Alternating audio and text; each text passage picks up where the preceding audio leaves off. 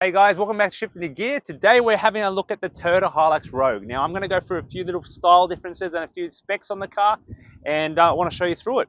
Now first of all, it's a 2.8 litre turbo diesel motor. It's got 150 kilowatts and 500 newton meters of torque. Comes in a 4x4 only, and it's a 6-speed automatic. Looking at the front here, we've got a nice black grille.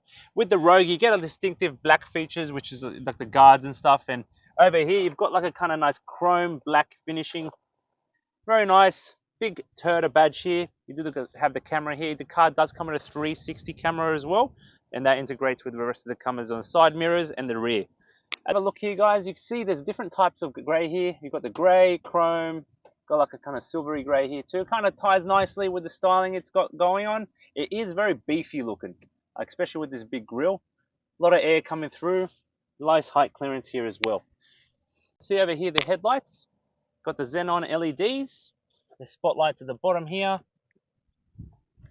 And now this is the distinctive part of the Rogue. This is the little extra bits that you get. You've got this styling here for the actual guard. Nice. Makes it very nice and flared. Now this particular model does come with the 18-inch Rogue wheels. Finished in black. Does accent beautifully with the rest of the car. But just keep in mind this is an inch bigger than the 17s that you get in the SR and the SR5. And this particular one does have the all-terrain tyres. I think the Kumo tyres look great on it. What do you think, Fads? I love it. I love that rugged look. I see what I did there? I see what you did there. You've got the step panel here.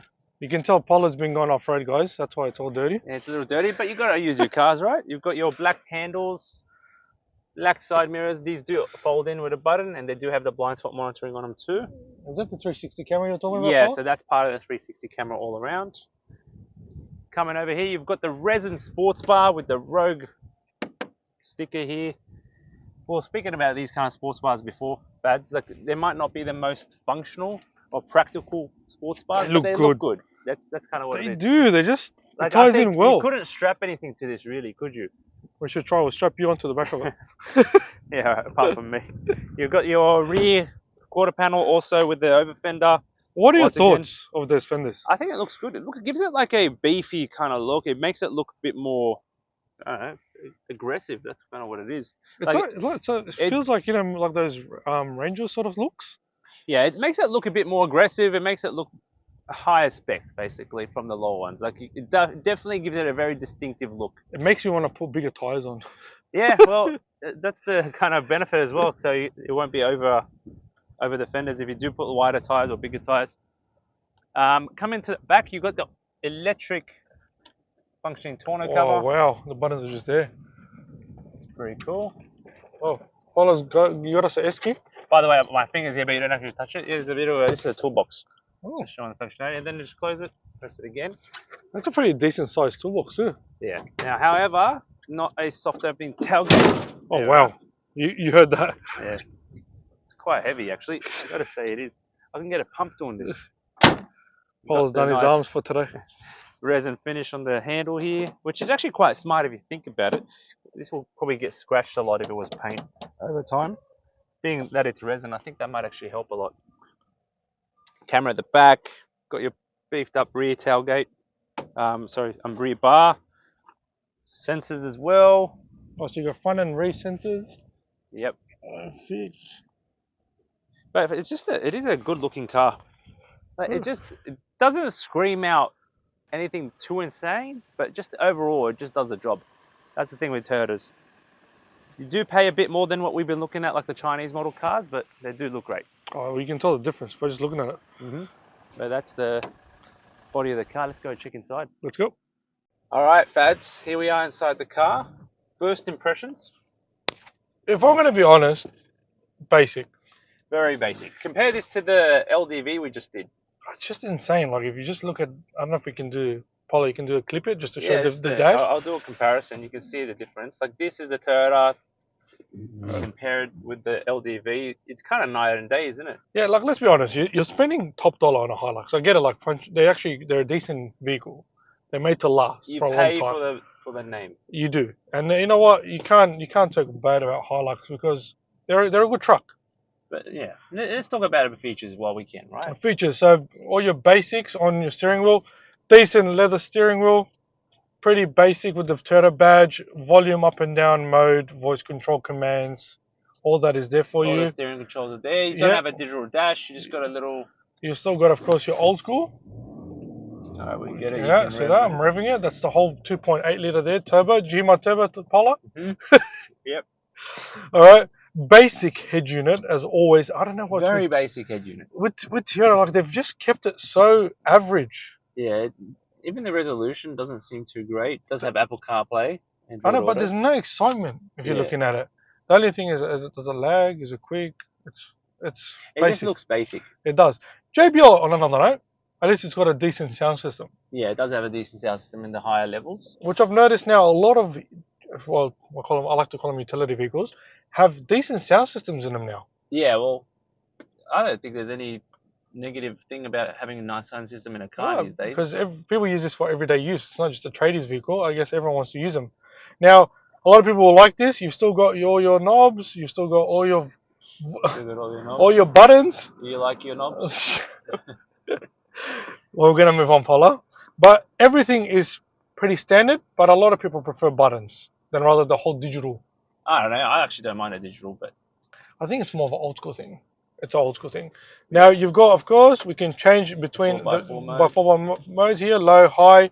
It's pretty standard. And then you've got your rear diff lock system, your heated seats. So being the Rogue, you get the electric seats with the perforated leather, that's standard. And you also got the heated seats. But if you was mentioning that if we go down the model, what was it, the SR5? SR5, you'd have to put an optional pack. It's an option to get the leather. You have to pay a bit more. So you'd have to pay for these extra things, heated seats. That you want, you probably would go for the Rogue instead. Oh, right? Electric seats. Electric seats and heated seats. Okay. Blind spot monitoring. That's not bad. Automatic. All windows are automatic as well. That's pretty decent. From overall, but it's pretty basic. Like glove box, standard. Your top one, standard. Yeah, mate. It's not too much to talk about. Unfortunately, there isn't. Sunglass holders, it still has it. Ceiling. Yeah. Glove box is decent. You still got a lot of room in there as well. I know there's some stuff in there, but show me how much stuff is in there. It's not bad. It does the job. Oh, and if we're going to talk about the key. That's a Kia key, mate. I know. Look at it. It's so exciting. You got it wrong. There you are. Yeah, nice simple key. It's kind of cool. Just standard. Yeah. You know what I mean? Keyless but it entry, is keyless entry. Smart entry with the button and the door handle. But you were mentioning the models below this don't actually come with that. Yeah, the lower models, especially the workmates, don't come with it. Oh, perfect. Well, that's pretty much for inside the car. Let's go to the boot. Let's go. Lads, here we are at the back. Pretty simple, pretty easy. Get in there, show us your height difference, Paula. Alright, that's it. Plenty of space. The rear's got this little indent. Got an actual little hook point. I can see that, yeah. Here as well. You've got another hook on both the seats as well. Bit of a storage place here. Air vents there. The wheel well is not too large either, it's quite small. Let's have a look at this. Well, we always check out the armrests, perfect. cup holders. Two. You've got the ISOFIX as well. Baby seats if you need to put them in. And you've got, it says one to the back as well. Here's over here on my fingers. Yep, now let me see if I can fold down these seats. So how do you do it in this one? You know how much I love when Paula does this? Oh. There you go, some storage. Kind of reminds me of every other ute we've ever done. It's like, I don't think it's like you're surprised every time.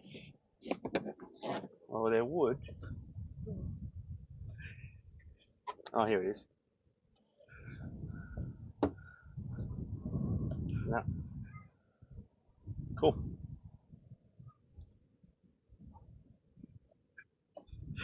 So that's the back seat space, guys. You still got the perforation on the rear seats. The leather's pretty good quality.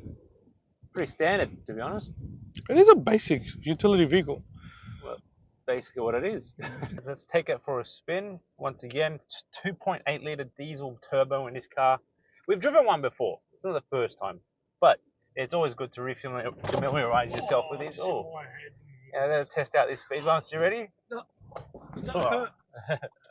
I have to say though, this car isn't that smooth. I was driving it on the highway, and it kind of felt a little bumpy. A bit rugged.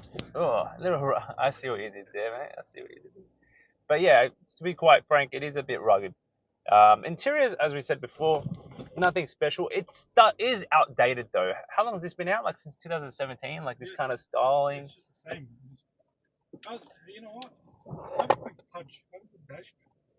It's plastic here, plastic here. Even though it's got stitching, it's actually not stitched. It's plastic.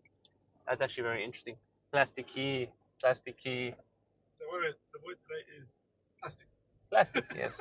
It's a yeah. It's finished very basically. Even over here, this looks like it just came out of anything. But see what I'm trying to say, bro? It's a lot of money you pay, and we've test driven what, a few utility vehicles now. We've test driven quite a bit. We Yeah, just and the finishes of a couple of them. the last one we did was the LDV, and that thing, you know, Look-wise was beautiful. amazing. It felt like a European car inside. Like I thought I was in a Mercedes. Same. Look, it drives fine for what it is. It drives okay. It's good to have the JBL system in this car. Overall, I do like that it's all blacked out. It does have the nice perforated seats, leather seats, electric seats, and heated seats. The big trio. It's got all that. But yeah, it's good. It does the job. But does it excite me? No. What about you? What do you think?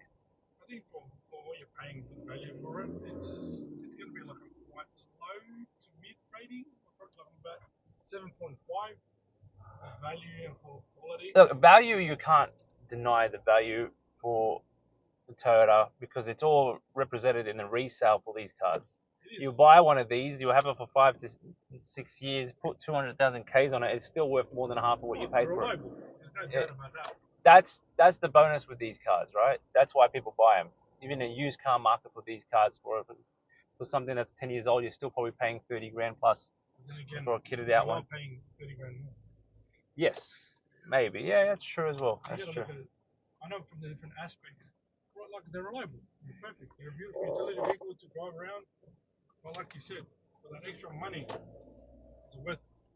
Yeah, it's true. Well, look, it's got a 3.5 ton limit for towing, 500 newton meters of torque, 150 kilowatt motor. So all those specs seem so familiar, don't they? I saw more in the Hilux. That's all I'm asking. But what are you going to ask for? More tech? More tech.